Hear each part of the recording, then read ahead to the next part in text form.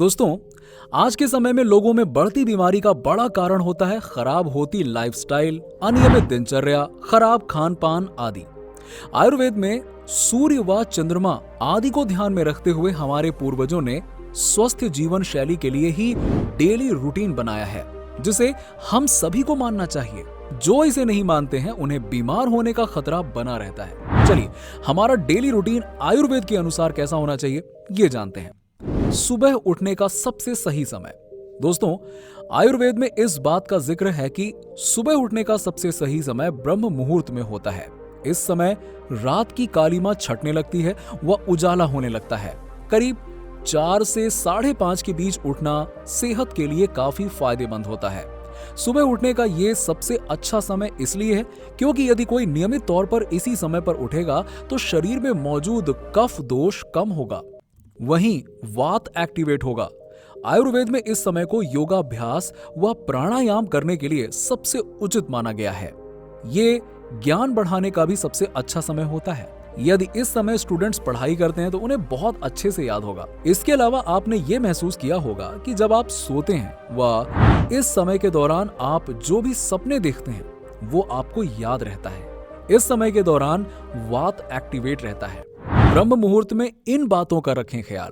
पहला, उठने के बाद शौच कर लेना चाहिए। दूसरा, चेहरे और आंखों को अच्छे से धोना चाहिए। तीसरा, मुंह धोना चाहिए। चौथा, आयुर्वेद के अनुसार व्यायाम भी करना चाहिए और ये तब तक करना चाहिए जब तक कि हमारे अंदर आर्म्स में पसीना ना आ जाए। ऐसा होने पर शरीर के सभी अंगों में गर्मी व ऊर्जा पहुंच चुकी होती है व सभी अंग एक्टिव होते हैं। दोस्तों, योगाभ्यास या फिर व्यायाम करने के कम से कम आधे घंटे के बाद ही नहाना चाहिए। आयुर्वेद में इस बात का जिक्र है कि नहाने के बाद अब ध्यान के लिए समय निकालना चाहिए। जिस प्रकार हमारे शरीर को व्यायाम की जरूरत पड़ती है, ठीक उसी प्रकार हमारे दिमाग को भी ध्यान की आवश्यकता पड़ती है। एक्सपर्ट्स बताते हैं कि इस ध्यान को हम भगवान की पूजा करके भी कर सकते हैं। आप चाहें तो अपने सामने ज्योति जलाकर या दिया रखकर उस पर फोकस कर ध्यान लगा सकते हैं। आप नियमित तौर पर ध्यान करेंगे तो दिन भर के कामकाज को आसानी से कर पाएंगे व मेंटली रूप से आप स्वस्थ रहेंगे। हमेशा ध्यान को खाली पेट करना चाहिए। एक्सपर्ट्स बताते हैं कि भोजन का सेवन करने के बाद हमारे शरीर में डाइजेस्टिव सिस्टम एक्टिवेट हो जाता है और खाना पचाने की प्रक्रिया भी शुरू हो जाती है।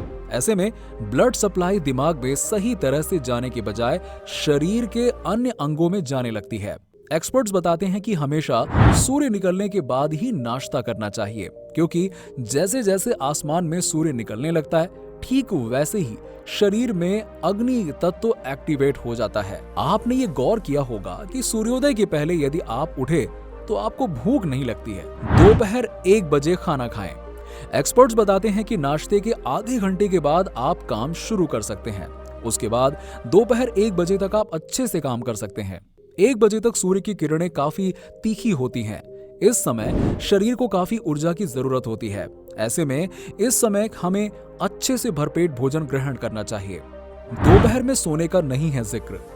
भारत में आमतौर पर कई लोग दोपहर में घर में आराम करते हैं, लेकिन आयुर्वेद में दोपहर में सोने का जिक्र नहीं है।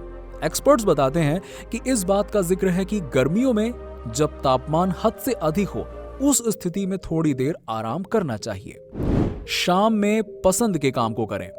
एक्सपर्ट्स बताते हैं कि आयुर्वेद में इस बात का जिक्र है कि शाम के लिए लोगों को अपने पसंद के अनुसार गतिविधियों को करना चाहिए। दिन भर में किए गए काम से अलग हटकर इसे करना चाहिए। कोशिश करें कि अपने इस पसंदीदा एक्टिविटी में अपने परिवार के सदस्यों को शामिल करें, जैसे कि खेलना, गाना गाना, पेंटिंग आदि। सूर्यास्त होने के बाद ही करें रात का खाना।